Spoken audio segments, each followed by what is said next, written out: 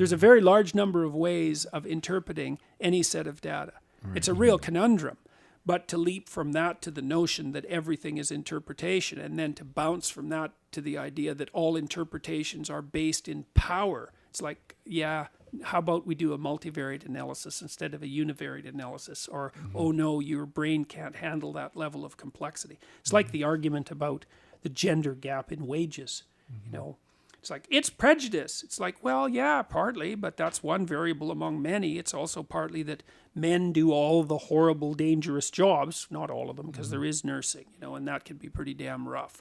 But men work outdoors more than women. Men do trades more than women. Men tend to pick higher paying occupations when they're training than women. Men, especially single men, are more willing to move than women, and even men with families are more willing to move. Men are less agreeable than women, and that looks like it's mostly biologically predicated, by the way, for all you social constructionists who should actually learn to read. The biggest differences between men and women now are in the Scandinavian countries, where differences between men and women have maximized as they've moved towards more equitable social policies. And that's because when you remove the cultural determination of gendered identity traits, the biological determinants maximize. And so now, and if you sum up, by the way, if you sum up the personality differences between men and women across the 10 traits that you can sum them up across, or maybe even there's different numbers of traits that you can do the summation across, the distributions barely overlap at all. Yeah, so men and women are more different than people think, and the differences are far more biological than people think. And you see this reflected in places like Scandinavia, where you have like 19 female nurses for every male nurse, and 19 engineers for every male engineers for every female engineer. Women like people and men like things, roughly speaking, and that looks like it's associated with testosterone exposure prenatally. But who cares about the damn science, right? Because, you know, that's just an artificial construct of Western colonial oppressors anyways. Yeah, that seems like what everything hinges on in this, or partly hinges on in the debate between feminism and evolutionary psychology, is how much of it is a construct, how much of it is science.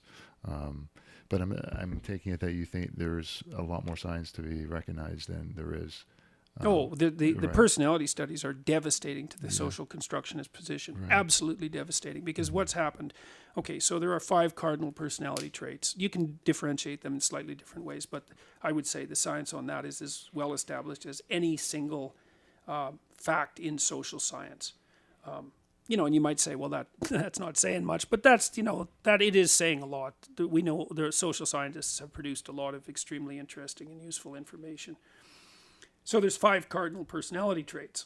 Okay, so the social construct, and there are differences between men and women.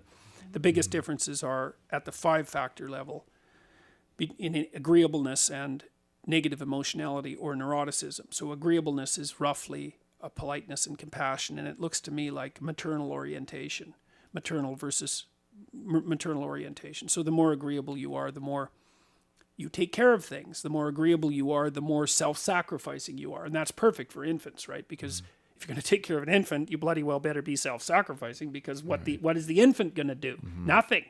So, you know, if you're wired up for maternal behavior, then you're going to be strongly self-sacrificing. The problem is when you try to apply that doctrine to everything. Well, and that's a fundamental element of political correctness, which we know because we did the psychometrics and we did the research. I'm going to release it next week online. It's a master's thesis of one of my recent students. So anyways, there are differences in personality between men and women. Women are more anxious and more sensitive to emotional pain, which is why they have higher rates of anxiety and depression pretty much worldwide. Men have their own pathologies, so men are much more likely to be criminal, for example, and that's associated with low agreeableness. Right. So, you know, the genders have different cliffs they can fall off, let's put it that way.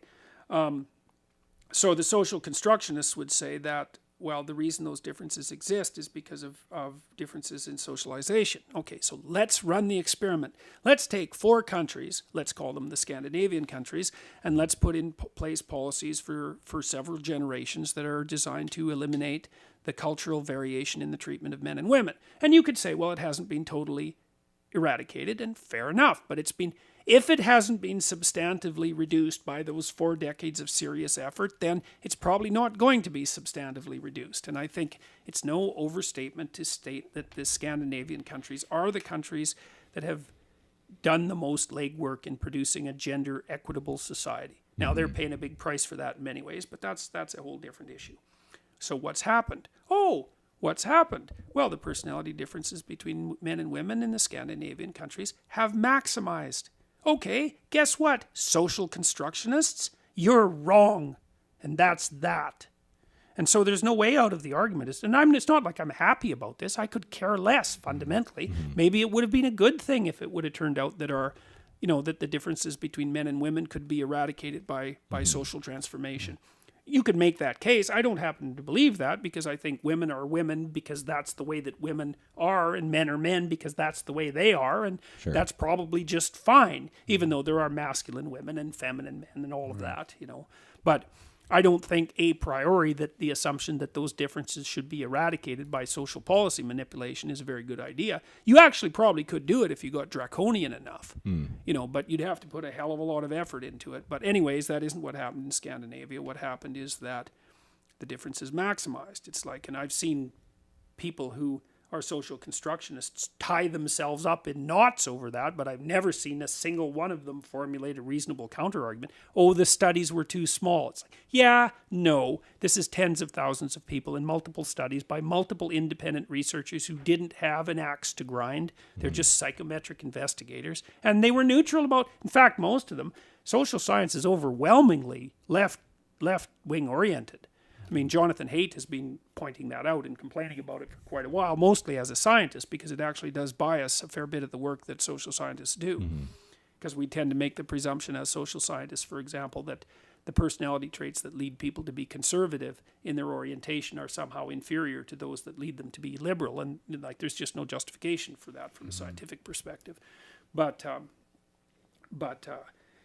the gender difference. So the gender difference, the studies showing that gender difference is maximized in Scandinavia were actually run by biased left-wing researchers. So much for the bias argument. And then, like I said, there's tens of thousands of participants, so it's not a matter of statistical power. And then, well, you might disagree about the way that the traits are identified, but good luck with that, because the Big Five model or its close variants is it's psychometrically sound. It's been tested in many, many different countries. There's arguments about the details, and fair enough, but we even understand the underlying biology pretty well now, or at least enough to make a pretty credible case for it. So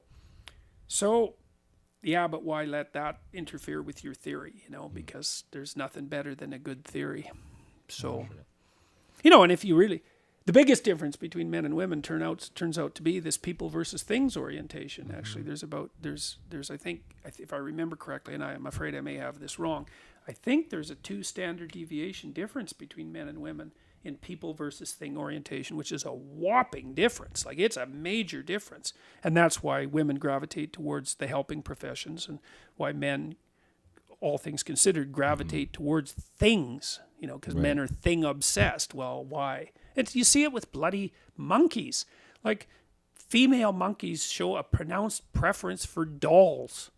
It's like, well, okay, let's see if we can come up with a social constructionist interpretation for that. It's part of the monkey patriarchy, I guess. And patriarchy is another term that I think it's anyone who uses the term patriarchy is immediately suspect as an intellect, because the patriarchy is, well, first of all, it's basically a synonym for culture. It's like, okay, yeah, there's a culture. Well, is it all oppressive? Well, you probably shouldn't be saying that when you're sitting there in your university seminar with the electric lights on and the heat's working in the middle of the winter. It's like, that's pretty comfy oppression from my perspective. And then you're a feminist professor, or maybe a sociology professor, maybe a social work professor, shaking your fist at the inequities of the system when you were the most protected human being that has ever been generated on the planet. Right? I mean, a tenured professor in Canada, oppressed. Jesus, I mean, you're paid. Right. You have a pension that's worth $2 million, likely. You work hard if you're good at it, but but you're not out there like losing thumbs on the oil rig at 40 below. I can tell you that. You're not steam cleaning the slaughterhouse from midnight to 6 a.m., which is like one of the worst jobs that I've looked at. Bad jobs, eh? That's a bad one, eh? Steam cleaning the slaughterhouse. Yes. That's a rough one. That sounds terrible. Oh, yeah. Yes.